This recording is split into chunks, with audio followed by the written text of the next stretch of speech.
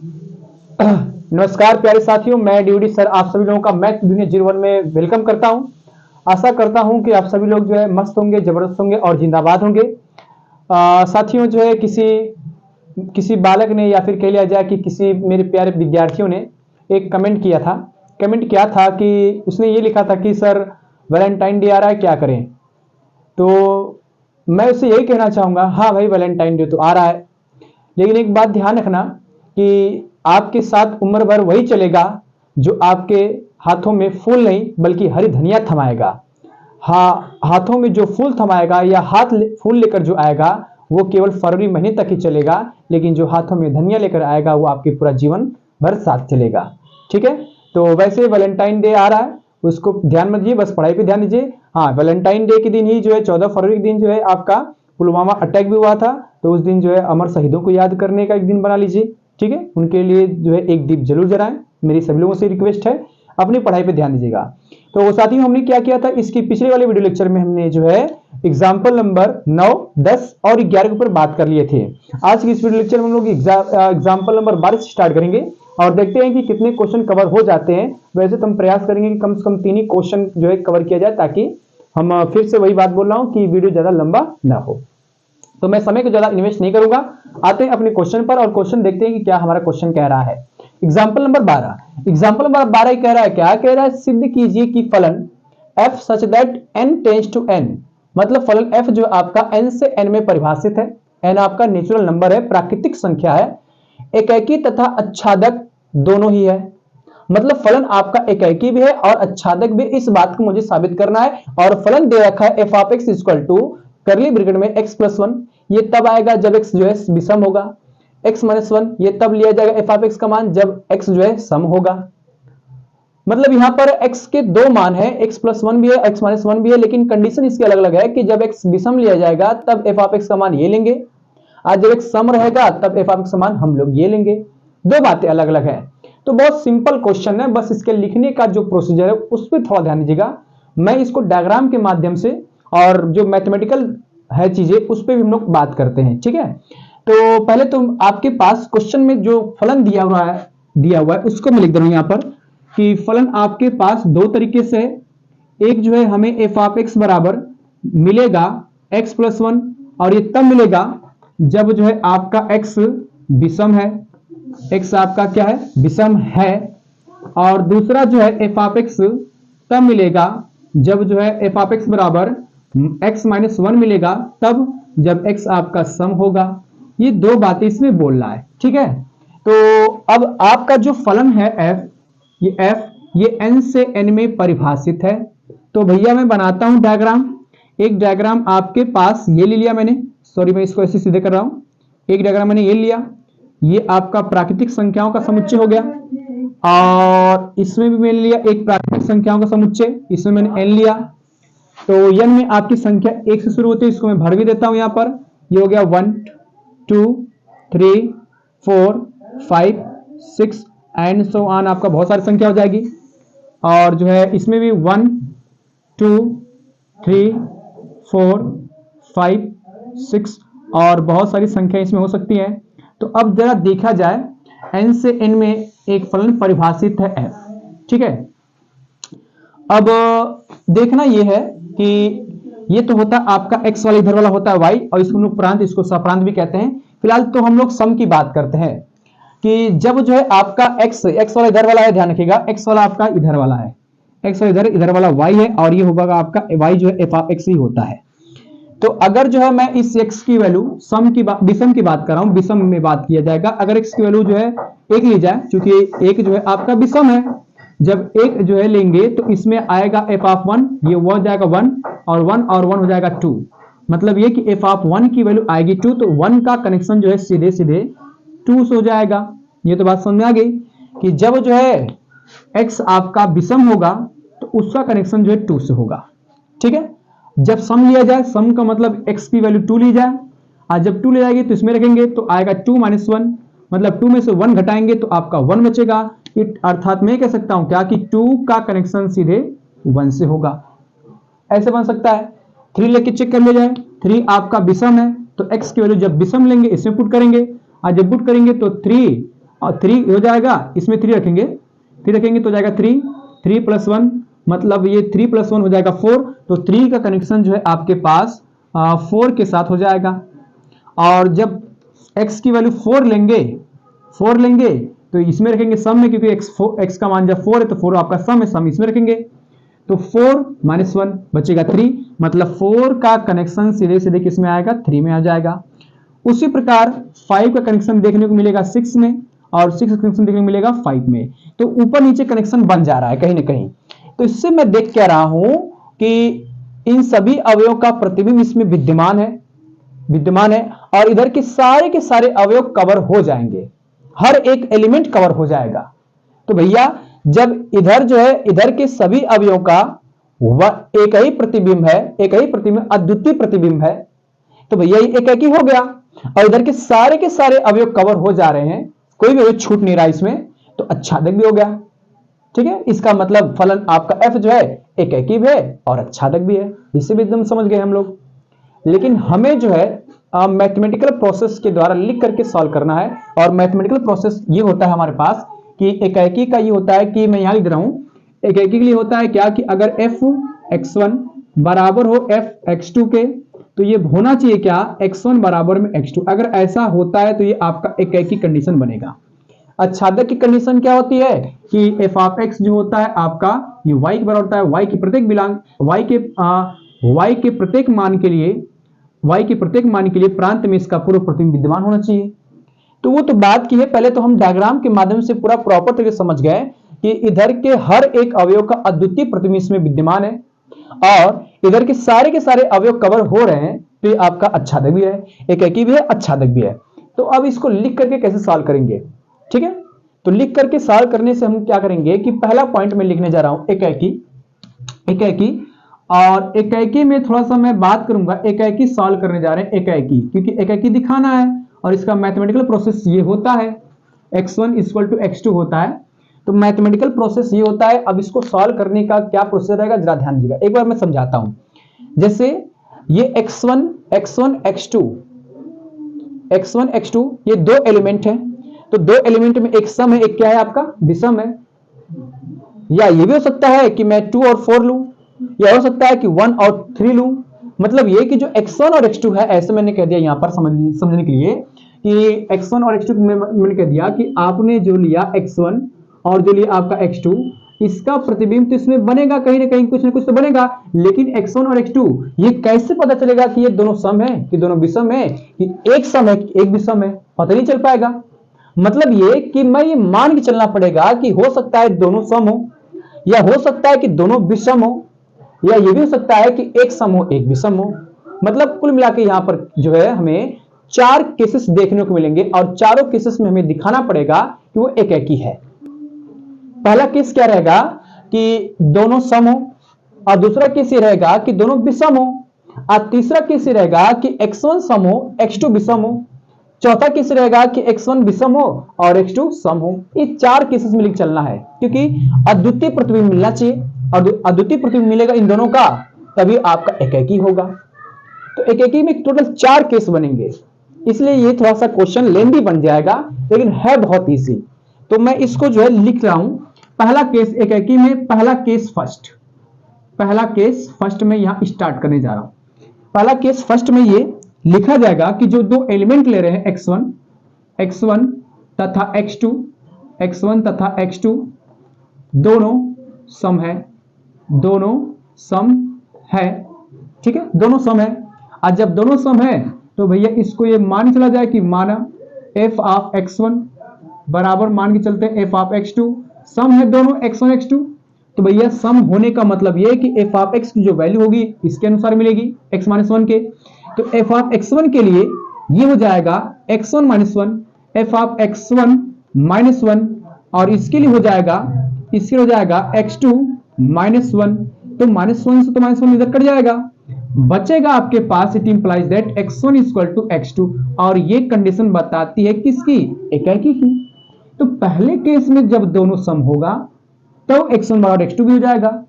इसका मतलब ये है कि पहले केस के लिए एकाकी है। तो लिख दीजिएगा यहां पर क्या कि अतः f एकाकी है, है। ये पहला केस हो गया। दूसरा केस मैं यहां पे सॉल्व कर दे रहा हूं, case number second. Case number second में हम ये मान के चला जाए अब कि भैया ये दोनों के दोनों विषम है आपके, है ना। तो दोनों दोनों विषम है, तो मैं लिख दे रहा हूं यहां पर क्या कि x1 तथा x1 तथा x2 विषम है। आज जब दोनों विषम है तो लेके क्या चलेंगे हम लोग, ये मानेंगे फिर से वही काम लेके चलते हैं कि f(x1) इक्वल टू f(x2)। तो विषम की कंडीशन तो हमारे पास ये है x+1, तो इसके अकॉर्डिंग ये बनेगा आपके पास, इट इंप्लाइज करके लिखिएगा कि x1 + 1 बराबर में आएगा x2 + 1, 1 से 1 कट जाएगा, आएगा आपके पास क्या x1 = x2। तो ये भी मिल जाएगा हमको x1 = x2, अर्थात ये भी कहने का मतलब ये भी बन जाएगा आपका अतः कि f जो है आपका एकेकी है, ठीक है ना, f आपका एकेकी है। हाँ, एक चीज और मैं कहना चाहूंगा बच्चे कि बीच में थोड़ा सा रिंग लाइट की रोशनी आ रही होगी, तो उससे परेशान मत होइएगा, मेरी बातों को समझिएगा और सुनिएगा, ताकि जो है जो यहाँ पे लिख रहा हूँ वो आपको प्रॉपर समझ सुनाई दे, ठीक है ना। क्योंकि थोड़ा सा अभी आप लोग सपोर्ट करेंगे तो हम लोग डिजिटल बोर्ड पे भी पढ़ाना शुरू करेंगे बहुत जल्द, बस आपका सपोर्ट रहा तो। इसलिए जो है रिंग लाइट की प्रॉब्लम होगी तो उसको थोड़ा सा सुन करके बातों को लिख लीजिएगा, ठीक है। अब आते हैं केस नंबर थर्ड बनाते हैं। केस नंबर थर्ड को मैं यहाँ स्टार्ट लिख दे रहा हूँ, केस नंबर थर्ड। तो केस नंबर थर्ड को थोड़ा सा मैं इसको इरेज करता हूँ ताकि लिखने में हमें थोड़ा स्पेस मिल जाए, ठीक है ना। केस नंबर थर्ड में केस नंबर थर्ड को मैं ऐसे घेरा कर दे रहा हूँ ताकि स्पेस भी हमको पूरा क्लियर रहे। और यहाँ से आपका ये पार्ट वाला आपका अलग है, ये इधर इधर और ये केस थर्ड। तो केस थर्ड में हमें करना क्या है कि अब दोनों था x1 और x2, इसमें से एक को सम माना, एक को विषम मान के चला जाए। मतलब ये कि माना x1 सम है, x1 सम तथा x2 विषम है, ये लिख चला जाए। तो जब मान चलेंगे तो लिखेंगे तब ये लिख चला जाए कि f(x1) बराबर में f(x2), ये लिख चलते हैं, एक एक के लिए दिखाते हैं कि x1 बराबर x2 होना चाहिए। तो x1 जो है मैंने यहाँ पर इसको सम माना है और सम की कंडीशन हमारे पास ये x-1 है, तो इसके अकॉर्डिंग जो है ये आपका बनेगा, ये बनेगा इट इंप्लाइज करके x1 - 1 हो जाएगा।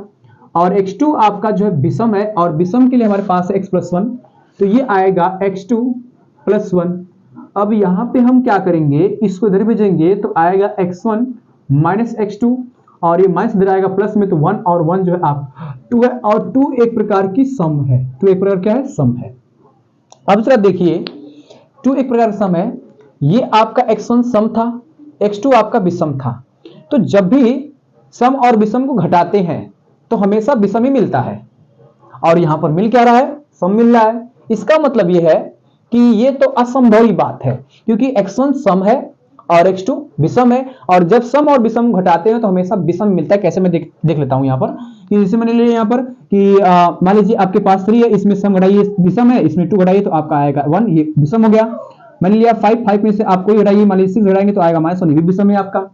आप ले लीजिए यहाँ पर कि क्या बोलते हैं 9 ले लीजिए, 9 विषम है, इसमें से आप 8 घटाएंगे या कुछ भी घटा लीजिए, 4 घटा लीजिए तो आएगा 5 विषम है आपका। मतलब ये सम विषम का जो डिफरेंस है या अंतर है वो हमेशा विषम आता है, और आ कितना रहा यहाँ पर, सम है। मतलब ये असंभव वाली बात है, और जब असंभव वाली बात है तो इसका मतलब f(x1) बराबर नहीं है किसके, f(x2) के। आज जब ये बराबर ही नहीं है तो x1 ≠ x2 हो जाएगा। तो मतलब ये कहने का कि जब ये चीज बराबर नहीं है तो ये कैसे बराबर होगा। आज जब ये बराबर तो x1 बराबर x2 भी होना चाहिए, तभी एक ही बनेगा। ये भी बराबर नहीं तो ये भी बराबर नहीं, तभी एक ही बन सकता है। अर्थात मैं ये कह सकता हूं क्या कि ये सम हो गया, जो कि ऐसे लिख दीजिएगा, जो कि असंभव है, जो कि असंभव है। आज जब असंभव है तो मैं सीधे कह सकता हूं क्या कि it implies that f(x1) not equal to f(x2). इसके इंप्लाइज से जो है मैं ये कह सकता हूं क्या कि x1 not equal to x2। भाई जाहिर सी बात है ये। तो भैया जब ये चीज आ गया तो सीधे से लिखिएगा क्या कि अतः f आपका एकेकी है, ठीक है, f आपका क्या है, एकेकी है। तो तीसरा केस थोड़ा जबरदस्त है, इसको ध्यान रखिएगा कि ये x1 मैंने सम माना था, x2 मैंने विषम माना था, और सम और विषम का डिफरेंस हमेशा विषम आता है, जो आया सम। इसका मतलब ये असंभव वाली बात है। और जब असंभव वाली बात है तो ये जो है बराबर तो हो ही नहीं सकता, क्योंकि इसी की मदद से मैंने ये लाया है ना। इसका मतलब ये बराबर हो ही नहीं सकता, और जब ये बराबर नहीं तो x1 बराबर x2 भी नहीं है, अर्थात एक ही हो जाएगा। मतलब ये कि जब ये बराबर ही नहीं है तो मैं इसको ऐसे कह सकता हूं क्या कि बराबर ही समझाने के लिए बता दे रहा हूं कि ये जो है आपका ये x1 है और ये आपका x2 है। तो आप इसको कहते हैं कि x वाला होता है और ये y वाला होता है, इसको हम लोग कहते हैं f ऑफ x। तो कहने का मतलब ये है कि जब ये जो है आपका f ऑफ x1 बराबर नहीं है f ऑफ x2 के, तो कहने का मतलब ये कि इसका प्रतिबिंब इसके साथ जाएगा और इसका प्रतिबिंब इसके साथ जाएगा, दोनों बराबर है। मतलब ये कि x1 और x2 का जो है अद्वितीय प्रतिबिंब है, एक एक प्रतिबिंब है, 1 to 1 प्रतिबिंब है। और जब 1 to 1 प्रतिबिंब है तो एक ही बनेगा ही, है ना, क्योंकि x1 और x2 का प्रतिबिंब f ऑफ x1 बनेगा और f ऑफ x2 बनेगा। अलग अलग चीजें बराबर है नहीं है दोनों। अगर बराबर होता तो भैया वो बात समझाते कि ये मेनी वन बन जाता, लेकिन ये तो बराबर है ही नहीं, क्योंकि यहां पर x1 माइनस x2 का अंतर क्या आ गया, सम आ गया, और जो ऐसा हो नहीं सकता। जब ऐसा नहीं हो सकता तो इसका मतलब f of x1 not equal to f of x2 है, क्योंकि इसी को मिलकर चला तो ये बन रहा था, ठीक है ना। तो इसलिए f of x1 not equal to f of x2 है। इसका मतलब ये कि हर एक एलिमेंट का x1 का भी और x2 का भी अद्वितीय प्रतिबिंब मिल रहा है, एक एक प्रतिबिंब मिल रहा है, एक से अधिक नहीं मिल रहा है, ठीक है ना। या फिर कोई दो एलिमेंट एक अवयव से कनेक्ट नहीं हो रहे हैं, सभी अवयव एक एक एलिमेंट से कनेक्ट हो रहे हैं, मतलब अद्वितीय प्रतिबिंब प्राप्त हो रहा है। आज जब अद्वितीय प्रतिबिंब प्राप्त होगा तो फलन आपका एक ही तो हो ही जाएगा, ठीक है। तो इस तरह से मैंने केस नंबर 3 भी सॉल्व कर लिया। अभी एक केस और बचा है कि हम लोग x1 को जो है विषम मानेंगे और x2 को सम मानेंगे। तो सम और विषम को लेकर चलेंगे, फिर एक बनाते हैं, ठीक है। मैं थोड़ा सा इसको इरेज कर रहा हूं। तो हम लोग केस फोर्थ लेने जा रहे हैं, केस नंबर 4। तो यहां पर मैं लिख दे रहा हूं केस आपका फोर्थ रहेगा, ठीक है। केस फोर्थ में क्या लिखेंगे कि ये मान लेंगे कि माना x1 आपका जो है अब विषम ले लिया जाए, x1 आपका अब विषम तथा x2 आपका सम है, x2 आपका सम है, ठीक है। तो फिर वही केस, चूंकि इसको ले चलेंगे तब f(x1) बराबर में f(x2) ले चला जाता है। f(x1) जो है आपका विषम है और विषम कंडीशन होती है x+1। तो ये आपके पास आएगा, इट इंप्लाइज दैट हो जाएगा x1 + 1 बराबर, इसको लेंगे क्योंकि x2 सम है, सम की कंडीशन ये होती है हमारे पास है। तो ये आएगा आपके पास x2 - 1, इसको इधर भेजेंगे तो आएगा आपके पास x1 माइनस हो जाएगा x2 इक्वल टू जाएगा, ये इधर आएगा तो माइनस माइनस जुड़ जाएगा, -2 आएगा। ये भी तो भैया असंभव है, ये भी तो क्या है आपका असंभव है, असंभव है। तो लिखना यहां पर क्या कि असंभव जब है तो सीधे सीधे मैं कह सकता हूं क्या कि इसलिए f of x1 not equal to f of x2, ठीक है। ज्यादा खींचने की जरूरत नहीं है। जब x1 नॉट x2 है तो हर एक अवयव का एक ही प्रतिबिंब मिलेगा, अद्वितीय प्रतिबिंब मिलेगा। तो लिख देना यहां पर क्या कि अतः f एकाकी है, अतः f एकाकी है, ठीक है। तो इस तरह से हमने क्या किया कि एकाकी दिखा दिया है। अभी अच्छादक बचा हुआ है, काफी थोड़ा सा लेंदी था ये, लेकिन बड़ा आसान था, समझ के कर लीजिएगा। तो एकाकी हो गया है। अब अच्छादक की बारी आती है, तो अच्छादक के लिए मैं इसको मिटा रहा हूं भाई, क्योंकि स्पेस हमारे पास इतना ही है, अच्छादक के लिए मिटा रहा हूं, ठीक ना। वैसे डायग्राम के माध्यम से आप समझ सकते हैं कि हाँ भैया इधर के सारे अवयव कवर हो रहे हैं तो अच्छादक तो बन ही जाएगा, लेकिन फिर भी लिख करके सॉल्व कर देते हैं। देखो अच्छादक के लिए इसको मिटा रहा हूं मैं, ठीक है। तो अब आते हैं अच्छादक पे। अच्छादक में मेरे ख्याल से आपको ज्यादा बड़ा लेंदी करने की जरूरत नहीं है, क्योंकि अच्छादक में आप डायरेक्टली ये भी लिख देंगे तभी काम चल जाएगा। क्या लिखेंगे कि y के प्रत्येक मान के लिए, y ये वाला है, y के प्रत्येक मान के लिए प्रांत में पूर्व प्रतिबिंब विद्यमान है, अतः f आपका अच्छादक। ये लिख देंगे पूरी बात, तब भी कोई गड़बड़ नहीं है। डायग्राम के माध्यम से समझा सकते हैं, डायग्राम बना दीजिएगा यहाँ पर। लेकिन अगर आपको डिटेल में सॉल्व करना है तो भैया उसके लिए तो लिख करके सॉल्व करना पड़ेगा। अच्छादक की कंडीशन ये होती है कि y f ऑफ x बराबर हम मान के चलते हैं y, क्योंकि x आपका दो बात है, एक सम है, एक विषम है और एक सम है। तो इसमें दो केसेस बन सकते हैं कि एक बार x को सम लिया जाए, एक बार विषम लिया जाए, दो केस बन सकते हैं। नहीं तो फिर शॉर्टली लिख दीजिएगा कि y के प्रत्येक मान के लिए प्रांत में पूर्व प्रतिबिंब विद्यमान है, इसलिए आपका f अच्छादक है। उस तरह नहीं समझ आते तो जो मैं लिख रहा हूं उसको लिख दीजिएगा। देखते हैं, लिखता हूं। इसमें दो केस बनेंगे। पहला केस लिख रहा हूं मैं यहां पर केस फर्स्ट, और इधर मैं लिख दूंगा केस सेकेंड। दोनों को मैं एक साथ लिख के चल रहा हूं, केस फर्स्ट और केस सेकेंड। केस फर्स्ट में लिखा जाए कि यदि यदि x ऐसे मान चला जाए, यदि x सम है, सम है तो भैया क्या मिलेगा, वही केस इसको लिख चलना, इसी तरह लिख चलना है। तो सम है तो तब लिखेंगे तो f of x equal to y, और ये x आपका यहाँ पर सम लिया गया, तो सम के लिए हमारे पास है x माइनस वन, तो ये आएगा इट इम्प्लाइज करके x minus one equal to y हो जाएगा। तो आएगा आपके पास x equal to y plus one. अब देख रहे हैं क्या कि अगर y का मान जो है मैं इनमें से कोई भी लेता हूं, तो y का मान अगर मैं 1 लेता हूं तो 1 और 1 आपका आएगा 2, 2 का 1 का पूर्व प्रतिबिंब 2 तो है इसमें, एकदम साफ साफ दिख रहा है, ठीक है ना। तो इसको लिख लीजिएगा क्या यहाँ पर कि y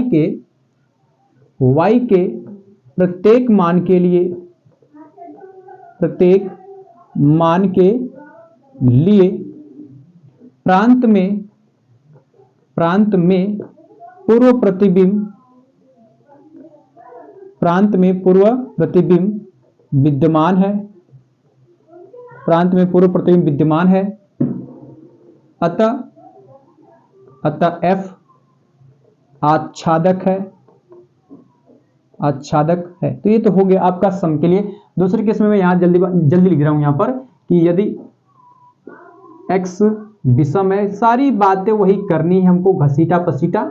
तो भैया लिखिएगा यहाँ पर क्या कि f of x equal to y लिख चलिएगा। क्योंकि यहाँ पर x आपका विषम है तो विषम कंडीशन हो जाएगी x प्लस वन, तो आएगा it implies x plus one equal to y, तो आएगा x, ठीक है, x इक्वल टू आएगा y माइनस वन। तो y की वैल्यू जो है आप 2 से पुट कर लीजिए भाई, क्योंकि अगर मैं 1 पुट करता हूं तो 1 का 0 आ जाएगा, 0 का प्रतिबिंब तो इसमें है नहीं, तो 2 से पुट करना है, 2 से 2 पुट करेंगे तो आएगा 2 माइनस 1 घटाएंगे तो 2 का पूर्व प्रतिबिंब तो 1 है ही है यहाँ पर, मतलब y के प्रत्येक मान के लिए भी है, ये चीज फाइनल है। तो लिख दीजिएगा यहाँ पर क्या कि y के प्रत्येक मान के लिए, जो वहां पे बातें लिखी थी, y के प्रत्येक मान के लिए प्रांत में पूर्व प्रतिबिंब विद्यमान है, पूर्व प्रतिबिंब विद्यमान है। आज जब पूर्व प्रतिबिंब विद्यमान है तो आपका f क्या हो जाएगा, अतः f आच्छादक है, f आपका आच्छादक है, ठीक है ना। इस तरह से हमने क्या किया कि question number example number 12 cover कर लिया। आई होप, मुझे लग रहा है कि आप लोगों को पूरी बातें समझना है। काफी लेंदी था ये चीज, लेकिन फिर भी हमने पूरा प्रयास किया समझाने का, और आप एक बढ़िया से इसको देख करके नोट कर लीजिएगा। अब हम बढ़ते हैं एग्जाम्पल नंबर 13 की ओर, ठीक है, मिसू मिटा रहा हूं, एग्जाम्पल नंबर 13 की बढ़ते हैं। तो साथियों, हमने जो है क्वेश्चन एग्जाम्पल नंबर 12 कवर करने के बाद अब आप पहुंचे हैं एग्जाम्पल नंबर 13। एग्जाम्पल नंबर 13 और 14 का कंबाइनेशन है। थोड़ा दोनों क्वेश्चन को बढ़िया समझने का प्रयास कीजिएगा, ताकि जो है दोनों चीजें समझ में आपको प्रॉपर आ जाए, ठीक है। तो एग्जाम्पल नंबर 13 हम लोग देखते हैं कि एग्जाम्पल नंबर 13 क्या है, और 13 के बाद जो है फिर चलेंगे एग्जाम्पल नंबर 14। 13 और 14 बिल्कुल एक जैसा है, बस थोड़ा सा चेंज होगा। मैं जब क्वेश्चन आपको लिखूंगा तो क्लियर हो जाएगा क्या यहाँ पर चेंजिंग थोड़ा सा है। क्वेश्चन एग्जाम्पल नंबर 13 बात करते हैं। एग्जाम्पल नंबर 13 कह रहा है क्या कि सिद्ध कीजिए कि आच्छादक फलन f such that 1 2 3 tends to 1 2 3, मतलब फलन आपका f आच्छादक फलन से दे दिया है, तो मुझे दिखाना है कि सदैव एक ही फलन होता है। ये आच्छादक है तो मुझे ये दिखाना है क्या कि एक ही फलन ये होता है। इसको मैं अपने डायग्राम के माध्यम से समझाने का प्रयास कर रहा हूं। देखो, डायग्राम के माध्यम से ये मैं समझा दूं कि आपके पास 2 सेट हैं, 2 सेट है, इसमें हो गया 1 2 3, ठीक है, इसमें भी हो गया आपका 1 2 3। अब इसमें से एक फलन परिभाषित है जिसको मैंने f कहा है, तो ये f जो है आपका पहले से आच्छादक है। आच्छादक मतलब ये कि ये वाले जितने भी अवयव इधर के होंगे सारे के सारे जो है कवर होंगे, या इस इधर के जितने भी अवयव होंगे सारे सारे अवयवों का पूर्व प्रतिबिंब इसमें विद्यमान है। मतलब इस 3 का भी पूर्व प्रतिबिंब विद्यमान है, 2 का भी है, और 1 का भी पूर्व प्रतिबिंब इसमें विद्यमान है, ठीक है, पूर्व प्रतिबिंब विद्यमान है। लेकिन अभी ये कंफर्म नहीं हो पाया है कि जो है आपका ये जितने भी अवयव है सबका प्रतिबिंब इसमें है कि नहीं। किसी 2 अवयवों का एक भी प्रतिबिंब हो सकता है, ये भी बात है, लेकिन अब इसको कैसे जो है कहेंगे कि ये एकाकी है, ये ध्यान रखिएगा। क्योंकि आच्छादक है तो इससे ये कंफर्म हो पाया है कि इधर के सारे अवयवों का पूर्व प्रतिबिंब इसमें है, पूर्व प्रतिबिंब है, प्री इमेज है। लेकिन अगर जितने भी अवयव इधर है, इन सभी अवयवों का केवल अद्वितीय प्रतिबिंब इससे मिल जाए तो मैं कह सकता हूं एकाकी भी है। अब जरा देखिए, सोचिए जरा, देखिए कि मान लीजिए कि यहां पर मैं इसी चीज को थोड़ा सा एक डायग्राम के माध्यम से समझाना चाहता हूं कि अगर भैया मैंने इसमें 1 2 3 लिया और इसमें भी आपका मैंने लिया 1 2 और 3 लिया, तो लेने के बाद जिसे मैंने कह दिया कि इस 1 का कनेक्शन 1 के साथ है, 1 का कनेक्शन 2 के साथ है और 2 का कनेक्शन जो है 3 के साथ है। ठीक है, यहां पर तो बात बन सकती है, ये बात बन सकती है। तो ये बताइए जरा कि ये एक अवयव का दो प्रतिबिंब है, और जब ये दो अवयवों का एक ही प्रतिबिंब होगा, तो भैया ये तो आपका फलन होगा ही नहीं, फलन की बात ही नहीं करेगा ये। ठीक है ना, फलन की बात ही नहीं करेगा। या दूसरी बात मैं कह सकता हूं क्या कि आप जो है इस 2 का जो है 1 और 2 का एक ही अवयव के साथ प्रतिबिंब बना दीजिए, 3 का इसके साथ बना दीजिए, तो इधर का तो खाली रह जाएगा 3 वाला। अगर जो है दो अवयवों का प्रतिबिंब एक हो जाए और तीसरे का भी एक हो जाए तो 3 तो एक खाली रह जाएगा। जबकि आच्छादक के लिए तो बात ये होनी चाहिए कि इधर के सारे अवयव कवर होने चाहिए। तो भैया अगर इसको मैं इससे जोड़ता हूं और दो अवयव एक ही प्रतिबिंब मिल जाए तो ये तो खाली रह जाएगा। इसका मतलब आच्छादक तब भी इस आच्छादक होगा ही नहीं, और हमें दे रखा है क्या कि आच्छादक है। तो भैया इससे साबित होता है क्या कि जितने भी अवयव है इधर के सहप्रांत के, इन सहप्रांत के सभी अवयवों का अद्वितीय पूर्व प्रतिबिंब प्रांत में उपस्थित है। ठीक है, प्रांत में उपस्थित है। तो ये इस सहप्रांत के सभी अवयवों का अद्वितीय प्रतिबिंब, अद्वितीय मतलब एक अद्वितीय पूर्व प्रतिबिंब विद्यमान है, तो प्रांत के सभी अवयवों का अद्वितीय प्रतिबिंब तो भी विद्यमान होगा। आज जब विद्यमान होगा तो एक हो जाएगा। इसको लिख कर थोड़ा सा हम लोग समझेंगे कि चूंकि आपके पास जो फलन है वो आच्छादक है, ऐसे लिख दिया जाए, चूंकि f जो है आपका आच्छादक है, f आच्छादक है, इसको मैं ऐसे लिख दिया, f आपका आच्छादक है। चलिए भैया f आपका आच्छादक हो गया। आच्छादक होने से पता चला कि सहप्रांत के सभी अवयवों का पूर्व प्रतिबिंब तो होगा, लेकिन अद्वितीय होगा। कैसे? क्योंकि अगर जो है किन्हीं दो एलिमेंट का एक ही प्रतिबिंब मिले और दूसरे का भी एक मिल जाए तो एक तो खाली रह जाएगा, और ये आच्छादक तब बनेगा नहीं, क्योंकि आच्छादक बोल दिया पहले से ही। तो हम ये सीधे बोल सकते हैं क्या कि सहप्रांत के सभी अवयवों का अद्वितीय पूर्व प्रतिबिंब विद्यमान है। ठीक है ना, पूर्व प्रतिबिंब विद्यमान है। तो ऐसे लिख दिया जाए कि इसलिए लिख दिया जाए कि इसलिए सहप्रांत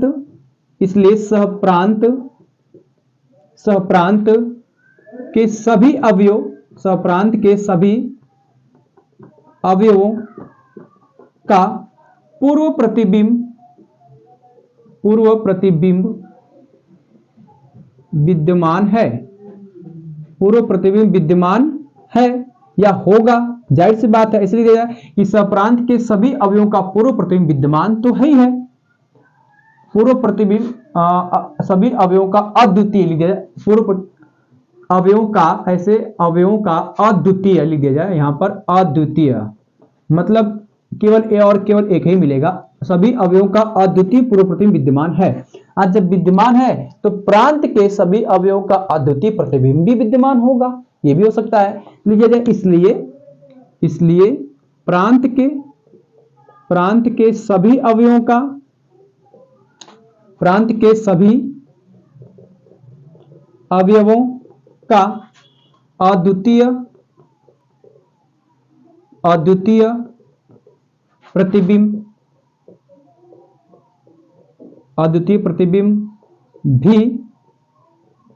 प्रतिबिंब भी विद्यमान है। आज जब विद्यमान है तो 1 to 1 बन ही जाएगा आपका। तो लिखिए अतः f आपका क्या बन जाएगा? एकाकी। ठीक है, एकाकी बन जाएगा। इस तरह से आप लिख करके इसको सॉल्व कर सकते हैं। बहुत हल्का सवाल था ये, बस समझने की देरी थी कि हाँ कैसे इसको लिखना है डायग्राम के माध्यम से। ठीक है, तो एग्जाम्पल नंबर 13 कवर। अब हम पढ़ते हैं एग्जाम्पल नंबर 14 के ऊपर। तो देखते हैं, इसको मिटा रहा हूं। तो साथियों हमने जो है एग्जाम्पल नंबर 14 के ऊपर आ चुके हैं। अब एग्जाम्पल नंबर 14 देखते हैं कि क्या है एग्जाम्पल नंबर 14। ये कह रहा है कि सिद्ध कीजिए कि एकेकी फलन f such that 1 2 3 tends to 1 2 3 है। मतलब मैंने कहा था ना कि एग्जाम्पल नंबर 13 और 14 का कनेक्शन रहेगा। एग्जाम्पल नंबर 13 इसका विपरीत था और एग्जाम्पल नंबर 14 आप इसका उल्टा है, क्योंकि पहले एकेकी दे दिया है, आच्छादक पूछा है, सिद्ध करना है। और उसमें क्या था कि आच्छादक दिया हुआ था, एकेकी बताना था मुझे, तो यहाँ पर एकेकी दे दिया है। तो एक बात समझिए ध्यान से, वही चीज फिर से इसका थोड़ा सा रिवर्स उल्टा चलना है। एग्जाम्पल नंबर 13 का उल्टा, तो इसमें तो आपका 1 2 3 भर दिया मैंने, इसमें भी आपका जो है 1 2 और 3 भी भर दिया। अब इसमें से इसमें एक परिभाषित आपका फलन f है और जो एकेकी है। तो एकेकी होने के लिए क्या होता है कि इधर के जितने भी एलिमेंट होंगे इन सभी एलिमेंट का अद्वितीय प्रतिबिंब होना चाहिए। मतलब इसका इसके साथ, इसका इसके साथ, इसके साथ, मतलब ये कि कोई भी दो एलिमेंट एक प्रतिबिंब नहीं बनाएगा, अद्वितीय प्रतिबिंब होना चाहिए, तब एकेकी होगा।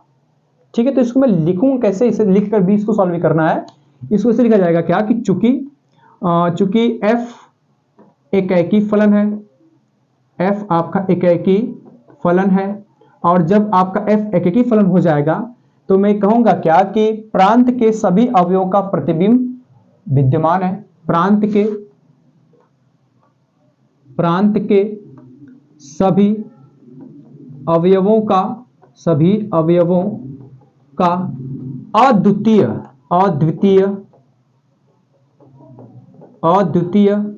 प्रतिबिंब विद्यमान है, अद्वितीय प्रतिबिंब विद्यमान है। ठीक है, आज जब अद्वितीय प्रतिबिंब विद्यमान है तो जाहिर सी बात है कि इधर के सारे अवयव तो कवर हो ही जाएंगे, क्योंकि 3 एलिमेंट इसमें भी 3 एलिमेंट में कवर तो हो ही जाएंगे। या अगर नहीं भी इसे लिख पा रहे तो ऐसे लिख दीजिएगा क्या प्रांत में अवयवों की संख्या, प्रांत में अवयवों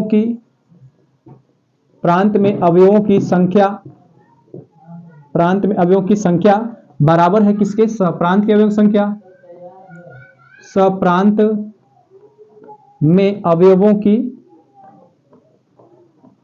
की संख्या। क्योंकि अब इसका लिख देने से कंफर्म हो जाएगा कि प्रांत में 3 एलिमेंट है, तो 3 एलिमेंट का अद्वितीय प्रतिबिंब है ही है, तो जाहिर सी बात है एक एक कनेक्शन बन जाएगा आपका। इसलिए मैंने लिखा कि प्रांत में अवयवों की संख्या बराबर सप्रांत में अवयवों की संख्या। इससे पूरा क्लियर हो जाएगा कि इधर के सारे अवयव कवर हो जाएंगे, छा जाएंगे। आज जब छा जाएंगे तो आपका आच्छादक भी हो जाएगा। तो डायरेक्ट लिखिएगा क्या, अतः f एक आच्छादक भी है, निश्चित रूप से f निश्चित रूप से आच्छादक है, ठीक है। इस तरह से मैंने लिख दिया। तो मेरे ख्याल से आज के इस वीडियो लेक्चर में जो आपका एग्जाम्पल नंबर 12 था वही थोड़ा सा भारी था, वजन में था, लेकिन एग्जाम्पल नंबर 13 14 तो बहुत इजी था, आपका सॉल्व हो गया। हमने एग्जाम्पल नंबर जो है 7 शुरू किया था, 7 8 9 10 11 12 13 14, लगभग 14 एग्जाम्पल सॉल्व कर लिए। तो ये जो है अंतिम एग्जाम्पल था प्रश्नावली 1.2 के लिए। अब अगले वीडियो लेक्चर में हम क्या करेंगे, प्रश्नावली 1.2 को सॉल्व करेंगे, और 1.2 में जितने भी क्वेश्चन होंगे उसको 1 बाय 1 करके अच्छे सॉल्व किया जाएगा। लेकिन एक आप लोगों से एक रिक्वेस्ट है कि आप जितने बच्चे थ्योरी की क्लास नहीं देखें, थ्योरी की चीजें नहीं पढ़ें, एक बार पिछले वाले वीडियो लेक्चर में जा करके जरूर देख लीजिएगा, ताकि जब हम प्रश्नावली के क्वेश्चन को सॉल्व करें, हल करें, तो पूरी बातें आप लोगों को समझ में आए। ठीक है ना, टाइम तो ज्यादा हो ही गया है, तो हम लोग जो है क्वेश्चन को सॉल्व करेंगे। अब आज के लिए बस इतना ही। तब तक आप सभी लोगों का प्यार और आशीर्वाद ऐसे ही बनता रहे, आप सभी लोग मस्त भी रहें, स्वस्थ रहें, और अच्छे से अपनी देखभाल भी करें, पढ़ाई भी करते रहें। मिलते हैं अगले वीडियो लेक्चर में, तब तक के लिए आप सभी लोगों का धन्यवाद, नमस्कार, और thank you for the watching this video. Thank you.